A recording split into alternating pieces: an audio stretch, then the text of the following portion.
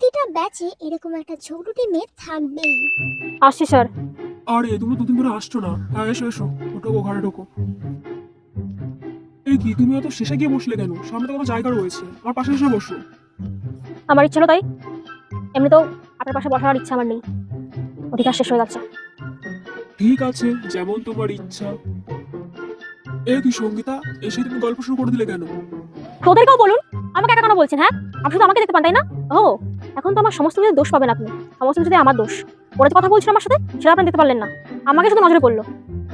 আচ্ছা তাহলে এই যে তুমি দুদিন ধরে আসলে না, কেন আসলে না সেটা আমাকে বলো।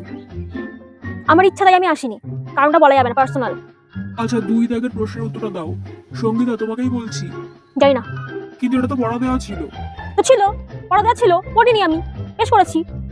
দেখো সঙ্গীতা, তুমি কিন্তু একটা দিনও পড়া করে দিচ্ছ না, এগুলো কি ঠিক বলো তো? তো ওরাও তো পড়ে আসেনি, ওদেরকে জিজ্ঞাসা করুন, এই তোরা পড়েছিস? বল, তোরা পারবি, কেউ পারবি? হ্যাঁ, ওরাও তো পড়ে আসেনি। সময় আমার দোষটাই খুঁজে পান না আপনি? পাবেনই তো। এখন তো আমি চোখের অসহ্য হয়ে গেছি না, চোখের বালি হয়ে গেছি এখন আমি। আচ্ছা নেক্সট সানডে কিন্তু দুটো থেকে পড়া থাকবে। আমি আসতে পারবো না। কেন? ওই গরমে রোদের মধ্যে আমি আসতে পারবো না, আর এমনিতেও আমার স্কিনটা খারাপ হয়ে যাবে, আর চুলটা তো দেখছিনি আমার এত সুন্দর, সেটাও খারাপ হয়ে যাবে। আমি আসতে পারবো না রোদের মধ্যে।